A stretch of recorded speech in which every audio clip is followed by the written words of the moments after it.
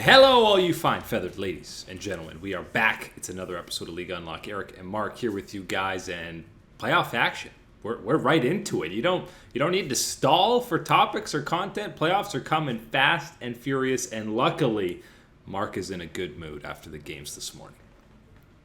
Hey, we're happy. The T1 fan base, we're celebrating. LS is getting Prime subscriptions coming in left and right. It's a good day to be a T1 fan. It was...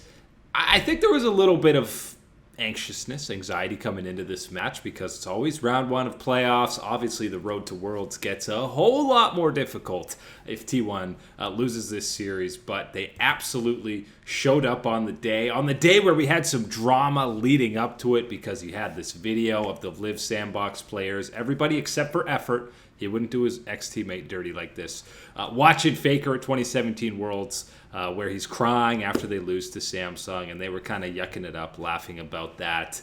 Why your content team would ever upload that video, that's another question. But that is why Faker probably pulled out the LeBlanc in Game 2. Yeah, major questions on why you would ever think to upload that type of thing. I would have to imagine the upset, the uproar about, disrespecting an icon and major player like Faker. The icon is gonna be like, it would never be outweighed by the people going, haha, Shaker, right? Like, what type of world are you people thinking in that one? So question marks and upload in that one, but I'm pretty sure T1 is saying, thank you very much for the bulletin board material. Faker says, okay, you guys want to see what it's like to go up against the Demon King? I'm going to bust out the LeBlanc for you Game 2. Make sure that you guys are the ones crying after this one. The big news coming right before the series was obviously Teddy comes in as the starter. I don't think I was expecting any roster changes for the first playoff series, but all he does is get a solo kill on Ashe at level 1 to kick things off and picks up MVP in his first game. It's got to be major question mark pings coming down on Prince in that very first engagement, because Ashe is not a new champion, my man. You've seen her every single time, any day you play this game. Absolutely, and you're getting that passive applied by Teddy, just hitting you, slowing you down. And he doesn't proactively flash away to create that situation where Teddy has to then, think and actually weigh in himself in that split moment. Do I follow up and expend my flash to try and get these 2-3 autos that I need to finish him off? He flashes when there's like one auto left. Of course, Teddy's going to match and take you down. Brutal way to start off Game 1 for this game. It was a rough starting Game 2 as well. It was another solo kill. This time it was Faker on that LeBlanc that we mentioned, up against Fate in the mid lane, grabbing that first blood. And T1 again had a solid early game. They looked like they were going to completely dominate the game. Then they get a Baron stolen. Things get a little bit dicey. You have this crazy extended fight around the Dragon Pit, which ends up, after a good minute plus, being a 5-for-3 in favor of T1, and they kind of get the game back in their control. Yeah, and I think the easy takeaway from here is still, the reason why people were somewhat anxious heading into this series against Live Sandbox. Some of these type of mistakes in decision-making and weighing priorities, sometimes in-game from T1, is where you can see things like this happen. Yeah, and the early game hasn't really been an issue. All split for T1. It's kind of been, how do we play beyond 15, 20 minutes into the game? That is where they've struggled with decision-making and team fighting. So early leads are nothing new, but they did hold on for that Game 2. And into Game 3, it was another first blood that they got. This was the kind of semi-poke comp with the Varus for Teddy and the Nidalee for Owner. Faker gets the Orianna, and it was a 21-minute Baron that Live Sandbox end up getting. But weirdly enough, usually a team gets Baron that early. They completely snowball the game, but Live Sandbox didn't even really take over the gold lead. It was one of the worst Baron power plays we've seen this year. Outside of LCS teams just deciding to fight with it and throw away the Baron in that regard, the way that it was utilized by Live Sandbox in this situation didn't get anything accomplished, didn't give them any type of advantage, didn't increase any type of pace that they wanted in this match, allowing T1 to refine their footing. And then the final kind of fight in the game is after Summit already gets caught out and kind of goes in 1v4 out of desperation. For some reason, Live Sandbox says, you know what, 4v5, because Faker's below half health, let's go, we can take it. Faker ends up still getting a shockwave off, which is all he needs to do, even at low health. And the 5v4, T1 wins that, goes on to pretty much close out the game. 3-0. That's what you wanted to see out of T1, right? Overall, yes. And end result, yes, very much so. There's nothing that you could, argue against a 3-0 in that sense. As far as seeing the actual games, the eyeball test, there is a lot of positives that you wanted to see and reassure yourself of T1 in these playoffs, yet still a couple of signs of what did cause this anxiousness, cause some of the doubts heading towards playoffs. And still, for me, seeing Teddy was a surprise because Gumiyoshi's been pretty solid, but I imagine they're going to be going with Teddy in the next round, which we did learn. They'll be matching up against Gen G because Damwon, we kind of alluded to it, they did choose Nongshim as their opponent. And you got to imagine if this was a close 3-2 series, they probably weren't picking T1, or they probably were picking T1. I think that was absolutely the expectation of a lot of people heading into this weekend, knowing what would be the picks afterwards if T1 would get through, and how they got through would be the determining factor, because of how close you would really separate the threats from T1 and Nongshim and what you want to be going up against, what the positives and cons are going to be. You got to believe seeing a performance like this, seeing a motivated Faker in the mid lane. Koma says, I don't want any of that. I know what that's all about in the playoffs. Yeah, and it's obviously the legacy factor as well, just having that name and brand of T1, even though they're not SKT anymore.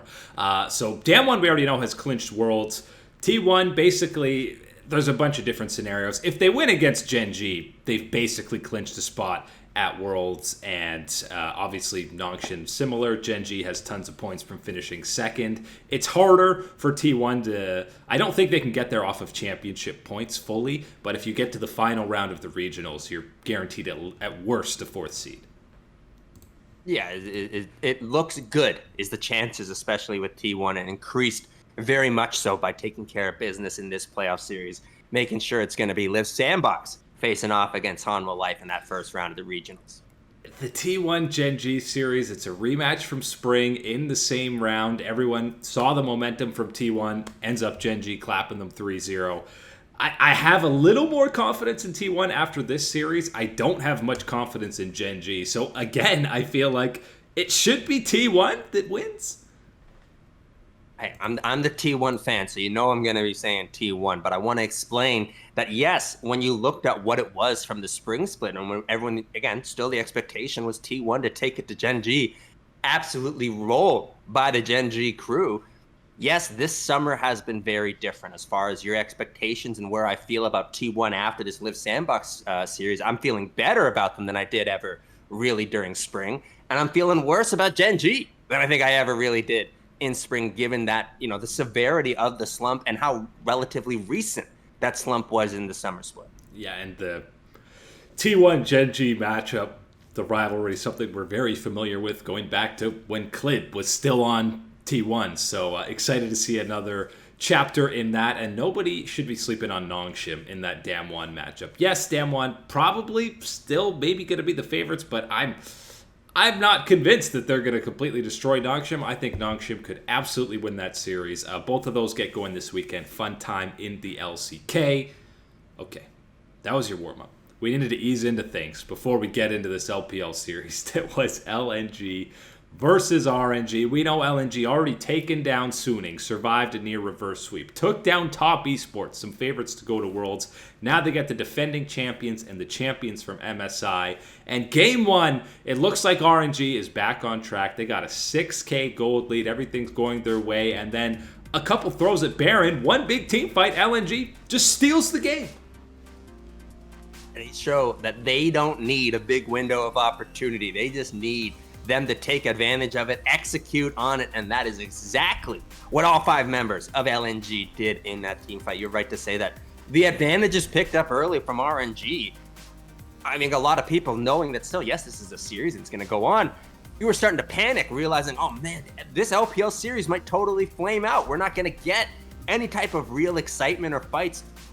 And the hype that you said, building off of wins against Suni, against top esports, and heading into RNG, we wanted it. Game one, getting those fights, making sure LNG closing it out so quickly once they got into a position of control. Hey, we knew that it was the real deal. And Game 2, it looked like more of the real deal because they funneled resources into Ale. He had an almost 60 CS lead over Xiaohu early on in this game. And if you just looked at Icon's score on the Renekton mid in this game, you would have thought that they were getting completely wrecked. My man was 0-7 at one point on this Renekton. All 4 parts were looking great for LNG, except for Icon in the mid lane. But it didn't matter. He was the Klay Thompson meme embodied, sitting on the bench, fouled out, and they still win the game. Bro, most of the time when we see Renekton, and I like the meme, and, when the Renekton pops off, I'm posting the Godzilla gifs all over the place. Man, you're posting the Geico Gecko for what it was for Icon in the mid lane with that Renekton performance. But it didn't matter, because of what everyone else on LNG was doing. And I love that you mentioned Ale in the top lane, because the big deal for me is, having that type of CS advantage, sure, that is fantastic against anybody. He's doing it against Xiaohu, my man. Nobody this year has dumpstered Xiaohu in that fashion. I don't care what type of attention, what type of help you're also getting. Nobody was picking up advantages like that against him. So to pick that, to be able to generate that for your team, and to generate it in a game where you've got the Geico Lizard in mid lane not performing, really important for LNG. And then the Jax became an absolute menace that nobody on RNG could deal with. And all of a sudden, you got a 2-0 start to the series for LNG. That prompted Xiaohu to bring out the big guns, and I mean the actual guns. He goes, all right, time for the 80 carries top. He brings out the Lucian, and this was, in classic LPL fashion, some insane early game fights. We're talking pre-5 minutes, and then it was all RNG early, and this one, the lead was big enough that you knew RNG wasn't going to drop the ball on this one.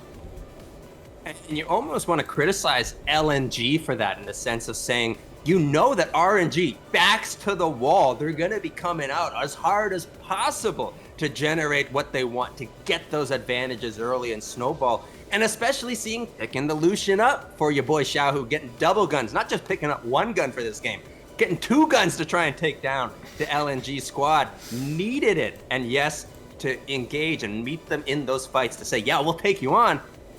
I understand that you might be feeling good with the 2-0 in your back pocket, saying we are the ones that are going to get on top in these fights. It was that close, and it goes the way of RNG, and we see how quickly and dominant RNG can close things out and put you in a world of hurt. And there was a moment where LNG found a fight in their own jungle that almost got them back into the game, and it looked like this is the end of RNG. They did hold on to win that, force a 4th game, and this is where the series, these were all just appetizers. This was the main course. This is one of the best games of playoffs anywhere, any region that we've seen so far. It was incredibly back and forth.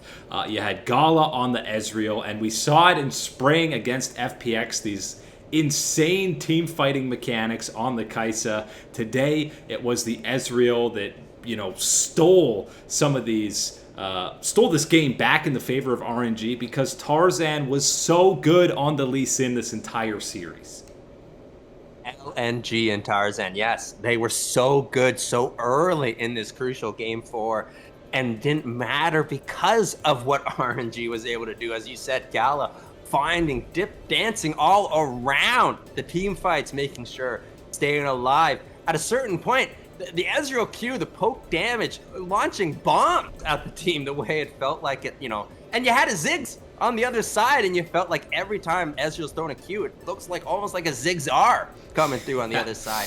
That's the level of damage Gala was doing. And yes, it was crucial. It was necessary to bring things back to a more even type of state, to start bringing that conversation of getting an Ocean Soul for RNG. But a little bit of quick mistakes spell the end for the game. You had the incredible team fight from Gala combined with Ming, who, by the way, in tandem was so fantastic, blocking Ziggs damage on the Braum, stacking up passives with that Ezreal, and an Ocean Soul with a Dr. Mundo, with an Ezreal who had a Bloodthirster shield, and still, towards the end, you see both Cryin and Gala get caught out, kind of forget that Realm Warp is even an ability when all the momentum looked to be in RNG's favor. That happens, 2 deaths, and that's it. LNG closes it out. Yeah, it hurts so much to see it thrown away in that type of sense, because yes, you had that unbelievable fight at the Baron pit, and as you said, Ming making sure to block everything else, apply that the stun to the Rise to make sure that it is RNG staying alive and coming through. It didn't matter because you throw it away just a couple minutes later, taking a fight in your own jungle, and Cryan gets popped. And then, yes, Gala somehow doesn't realize that there's a Rise that can realm warp, even though he's seen that realm warp and popped the Rise throughout this game. Really is an unfortunate and sad ending to this series. But at the end of the day, the end of this series, we got to stand up and congratulate LNG because, again, 100%. Sunni, top esports, RNG, this is an insane run by LNG. And as is typical, because this is a huge upset, whenever an upset happens, it's a combo of one team maybe not playing at the level that you were expecting. But honestly, RNG wasn't that bad throughout most of this series. I'm giving most of the credit to LNG stepping up. Tarzan, you remember that year on Griffin, when Griffin was terrible and it was like, oh, maybe Tarzan, maybe he needed Chovy a little more. That's why he looked so good. Well, look at this split on LNG and tell me that my boy is washed up. No chance, my man. He's the only washing, he's clean. He's clean, my man. That's the washing you got from Tarzan with the performance, with the mechanics. And I do want to make sure we give a quick shout out to Weiwei on the other side for RNG, because again, what he was able to do in his performances and keeping up pace to a relative degree, to not be completely outshined and you know, outclassed in the way that we're looking at this with the performances that Tarzan was putting on, does deserve some recognition on the opponent's side. The craziest part through all this is because RNG, you know, they had that 1-5 start. That means that they're not in the losers round. Like they're the third seed. They're not top two, so they're not in losers bracket, guys. They're done for playoffs. They're into the regional gauntlet. It's crazy to think that, again, we talked about that when it happened, when it was such a slide, right? You know, 2-3 games, okay, but when it became that territory into that 5 games, we were going, look, this is going to be a problem later on in the split because of how good and competitive the rest of the LPL is. This is one of those situations. Yes, nobody would really be, you know, you'd be booking your lottery ticket if you were predicting LNG to take down RNG in this round of the playoffs.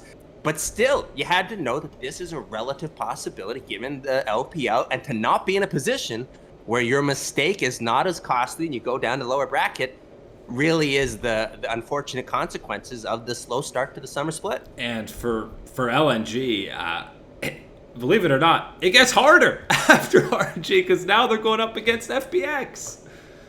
Oh man, yeah, what a treat. But I tell you what, the way that LNG has been playing, the mindset that they must have to play at this high of a level and keep it going, they're looking at FPX and saying, bring it on. Bring on another challenge. Bring on a tougher test. It's like when you're rolling in Dark Souls and you're getting your confidence. You're saying, bring on a harder boss. I got it. Oh, phase 2? I can take you on. That's how good the LNG boys have been. They are absolutely in a rhythm right now. Can't wait for that matchup against FPX.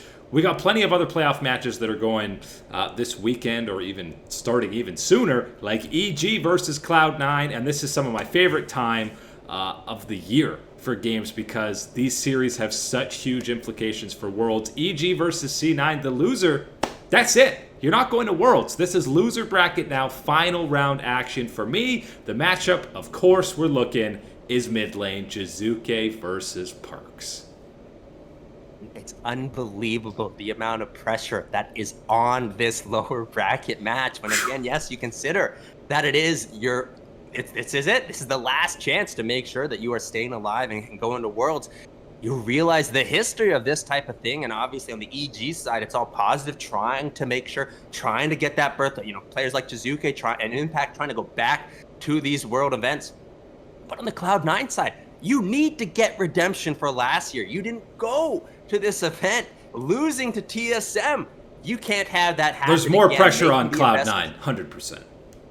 Unbelievable pressure on Cloud9, and the best, as you said, it's that Jizuke Perks matchup in the mid lane. That is the huge one that we want to be looking at. And the best is, hey, Jizuke is going to be aggressive. He's going to bring it, you know, either 100% or 0. It's going to be one or the other. There's no other way from him. I think it was 0 against 100 Thieves. I think it was 0 against 100 Thieves. Yeah, a couple times too many. But in this one, Perks will have to match it. And this is coming at a lot of time where there has been increased pressure on Perks to perform at a higher level, to perform at that unbelievably elite level that we know he can play at and dominate.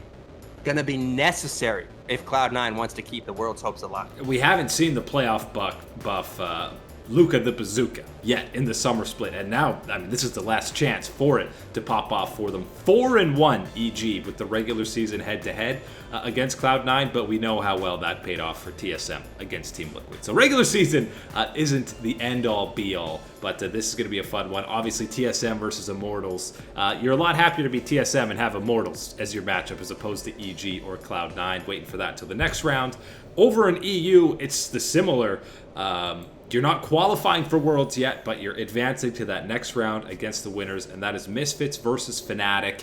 And for me, I'm looking at the jungle here based on what Bwipo and Selfmade did in that first round, and Razork held his own against Inspired throughout much of that series, so that's where I'm looking for this one. Yeah, I think that is certainly going to be a big one, and how they play, more or less not just about themselves, but really for the rest of the team, is going to be the big one for me when you're looking at that jungle position.